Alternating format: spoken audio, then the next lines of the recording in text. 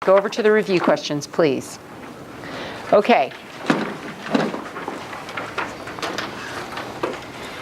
We have to define terms, and there are several terms that you have to define on the test. First thing, A, is covalent bond. Remember, a covalent bond, really all you have to say for me is shared electrons. 2 words. You can do this, okay? A homonuclear diatomic is just a molecule that's made of 2 of the same type of atom. Not hard.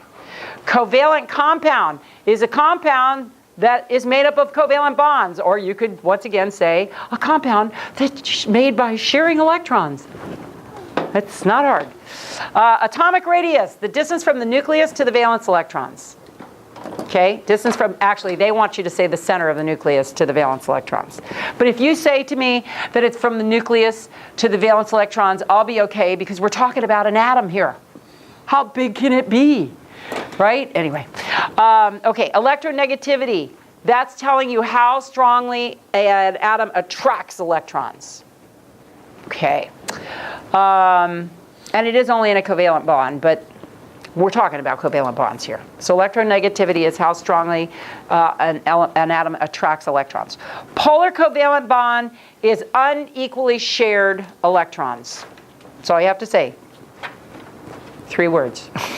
Unequally shared electrons. Polar covalent molecule, you have to say that the electrons are not equally shared, which results in a slight charge. Got to add that part. It results in a slight charge because we already saw that in a purely covalent molecule, it could have polar bonds in it, but they are canceled out by their distribution in space. How's that? Okay. So polar covalent is that there's uneven shared electrons with a slight charge. Purely covalent molecules have equal sharing of electrons.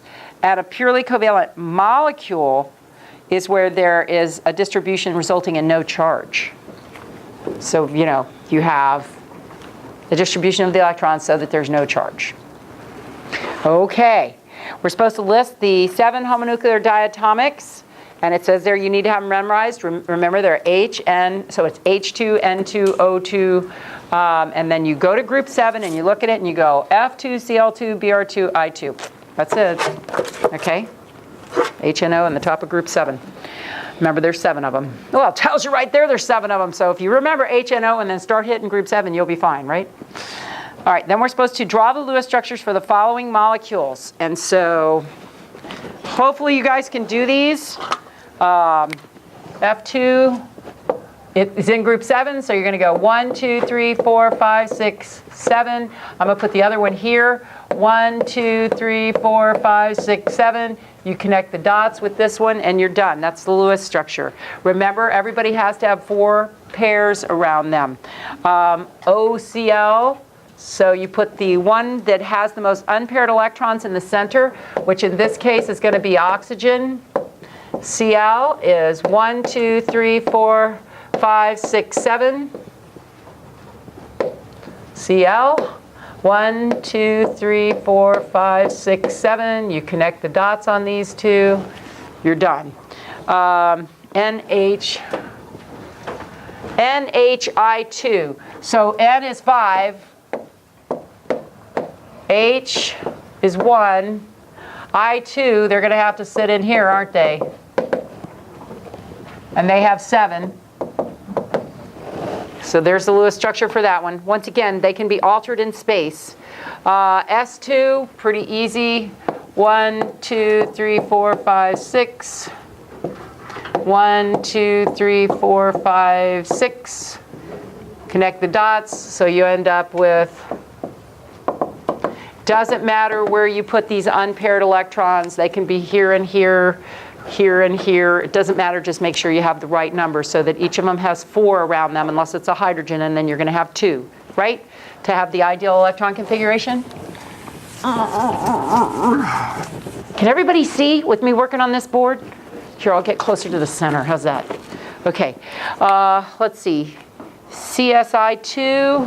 Carbon has 4. 1, 2, 3, 4. S. Sulfur has 6. 1, 2, 3, 4, 5, 6. Okay, and then I2, the I's are only going to make one bond because they have 7. Root. There's the 7th. Okay, so these guys are going to make a double bond there, aren't they? And so we'll go ahead and make there the double bond. Now you tell me, what shape is that molecule? What shape is that molecule? It's got 3 movable pairs of electrons around the center. That's a trigonal molecule, isn't it? Right? Around the center guy. See it? So if you were to rewrite that for your test, you would kind of try to make it look a little more triangular. That's all. Like that. You know what I mean? But if you drew that and wrote trigonal, I'd know you knew. So it's all good. It's not an art class. Thank God. Okay. Let's see. And then N2, those are 5. 1, 2, 3, 4, 5. 1, 2, 3, 4, 5. Zip, zip, zip. So you're going to go, and personally I just put them on the outside edge. And then the last one, H, SIP, H, SI is 4. 1, 2, 3, 4, H, and then. That I is going to mess me up, I know it already. Why?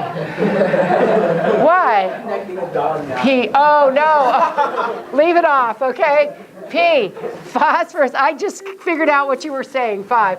1, 2, 3, 4, 5. So here we've got to connect a lot of dots, don't we?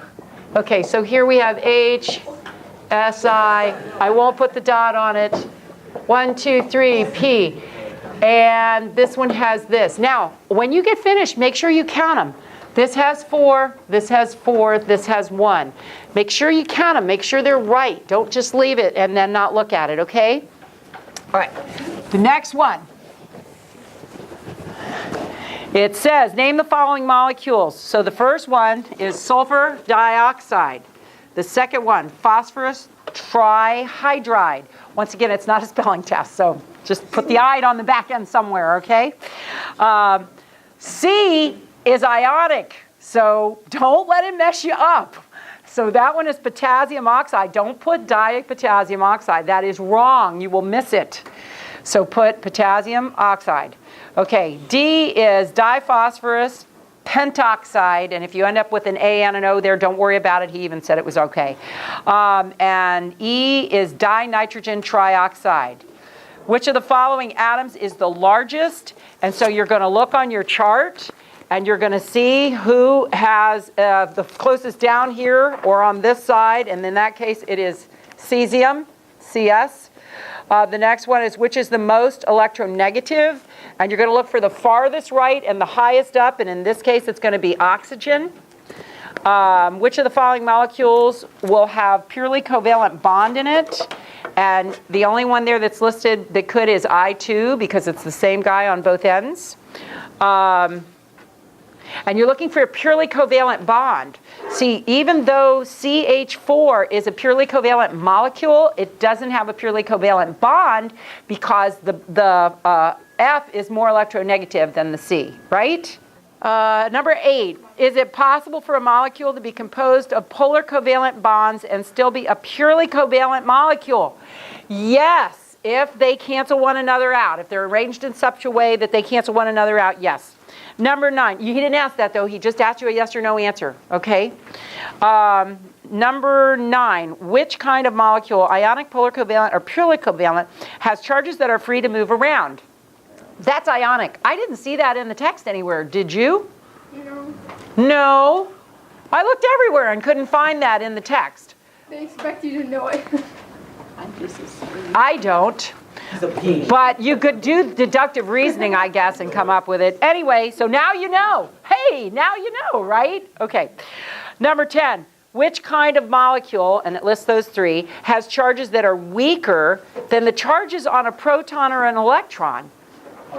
That's a polar covalent molecule. I didn't see that in the text anywhere either. Did you? Nope. Okay. Number 11. You know what? Life's not fair. You guys get over it. Life's not fair. Jesus wouldn't have died on the cross if life was fair because he didn't do anything. Okay?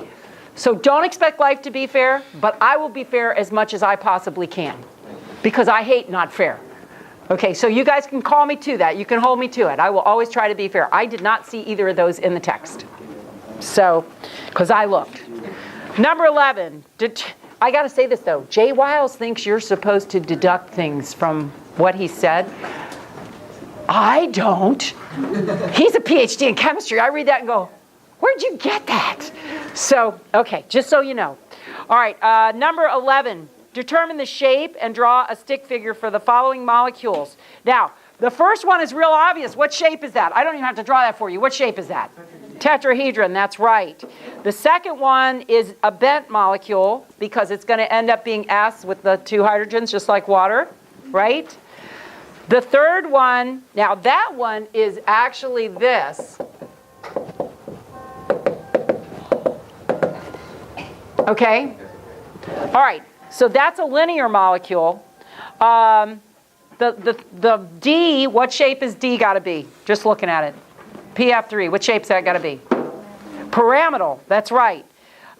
E, it actually ends up being silicone in the middle, hydrogen in 2 sides, and oxygen being like this. So what shape is that? Trigonal. Think of trigonometry.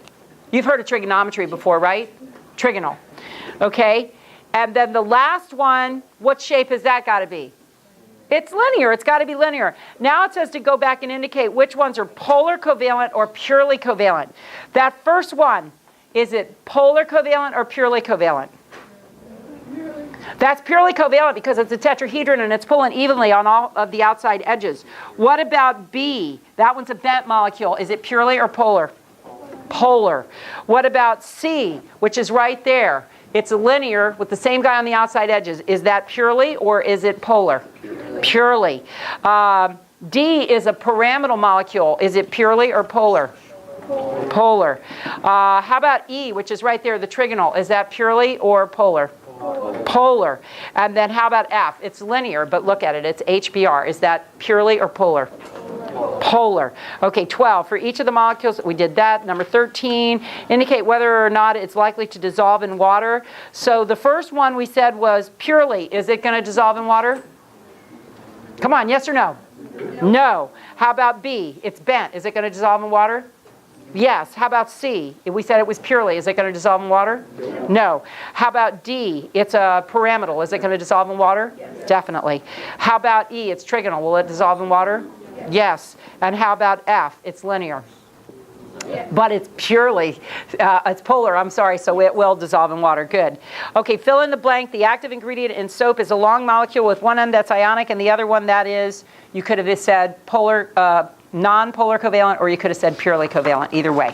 Oh, wow. You have to be able to identify the molecule. I'm going to tell you that right now. Okay?